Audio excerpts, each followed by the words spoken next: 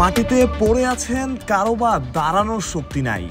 বাংলাদেশ দলের দ্বিতীয় দিনের ফিটনেস ট্রেনিং শেষে এই ছবিটা ছিল চোখে পড়ার মতো। ফিটনেস নিয়ে আসলে ক্রিকেটাররা কতটা সিরিয়াস, না বোধহয় ভুল বলা হলো, কতটা সিরিয়াস বাংলাদেশ দলের ফিটনেস ট্রেনার নাথান কেইলি। কারো বিন্দু মাত্র ছাড় নাই, সে যেই হোক না কেন। সিনিয়র মেহেদী মিরাজ কিংবা তুলনামূলক জুনিয়র রিশাদ হোসেন, ক্লান্তি সবাইকেই ছুঁয়ে গেছে। ক্রিকেট পাড়ায় একটা কথার প্রচলন আছে, ক্যাম্পে যখন নাথান কেইলি থাকেন তখন ক্রিকেটারদের মধ্যে আলাদা একটা ভয় কাজ করে, কারণ কেইলি কাউকে ছাড় দিতে চান না, একটুখানি না। ফিটনেসের ক্ষেত্রে শতভাগ সিরিয়াস থাকতে চান। তাই সাম্প্রতিক সময়ে বাংলাদেশি ক্রিকেটারদের ফিটনেসে উন্নতি লক্ষ্য করা গেছে। এটাই বোধহয় সবচাইতে বড় কারণ।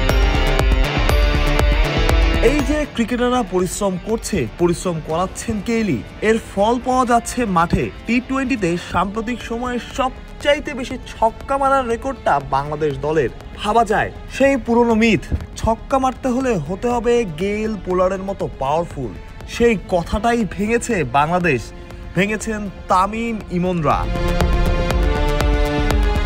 অনেক ক্রিকেটার এটা বিশ্বাস করেন, তাদের ফিটনেসে উন্নতিতে বড় ভূমিকা আছে বাংলাদেশ দলের ফিটনেস ট্রেনার নাথান কেইলির। নাথান কেইলি শুধু কড়া হেডমাস্টার বলেই না, তার ট্রেনিং এর ধরনও অন্য অনেকের চাইতে আলাদা। তার আমলে অনেক নতুন ট্রেনিং এর সাথেই পরিচিত হয়েছে বাংলাদেশ দল, যার ফল পাওয়া যাচ্ছে মাঠে।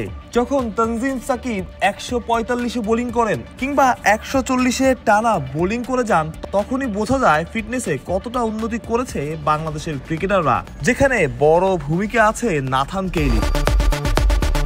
মাহফুজ প্রত্যয়, বিডি ক্রিক টাইম।